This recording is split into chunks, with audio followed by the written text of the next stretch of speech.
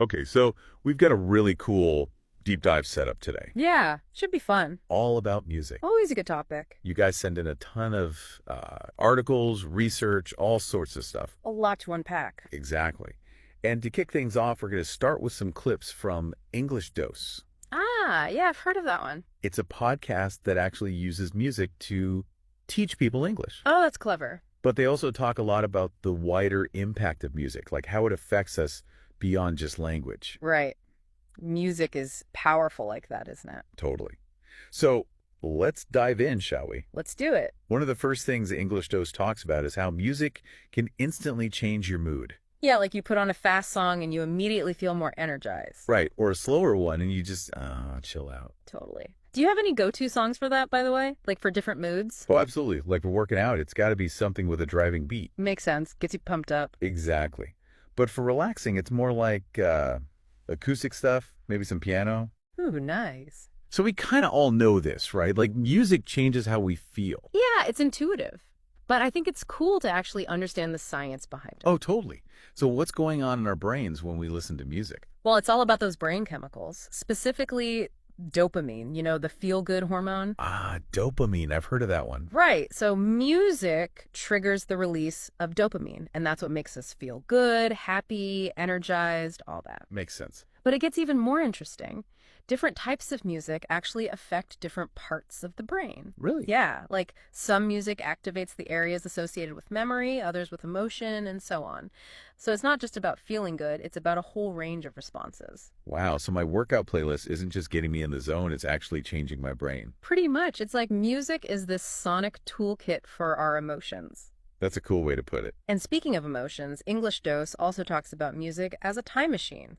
And that really hit home for me. Music as a time machine. Yeah, like certain songs can instantly take you back to a specific memory, a specific time in your life. Oh, for sure. Happens to you too, right? All the time. Yeah. It's almost like a smell or something. You hear a song and suddenly you're back in high school or, I don't know, your first car. Exactly, like a sensory trigger. And it's not just the event itself, it's the emotions you felt back then. Yeah.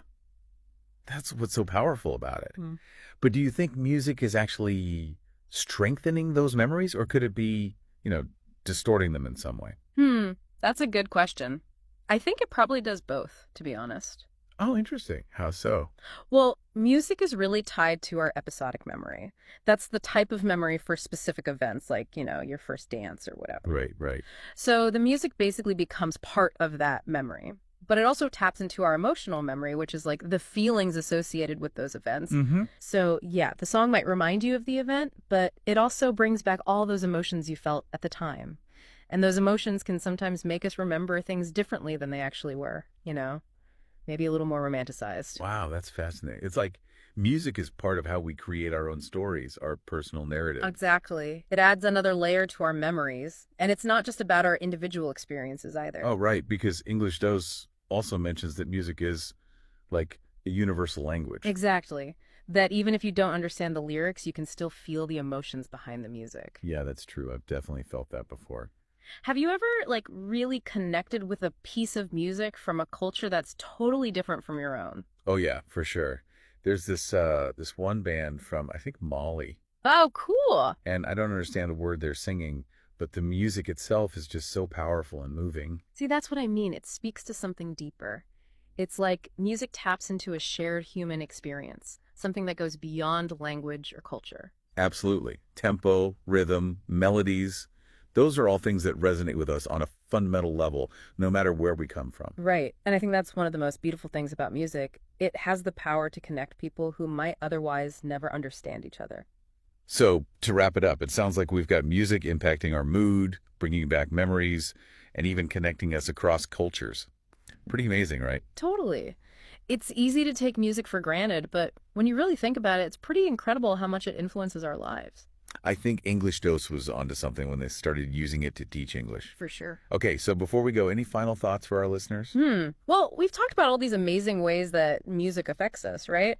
So maybe a good takeaway would be to think about how you can use music more intentionally in your own life. Ooh, I like that. Yeah, like Could you make playlists for specific moods or activities? Or maybe try listening to some new genres, explore some different cultures through music, just see how it can enhance your life, you know? That's a great point. Food for thought, for sure. Well, thanks for taking this deep dive with us into the world of music. My pleasure. Always happy to talk about music. It's clear there's a lot more to discover about its power. Absolutely. And I think that's exciting. For sure. And who knows, maybe we'll do another deep dive into music sometime soon. Sounds good to me. All right. Thanks again, everyone, for listening. Until next time. See you, Dave.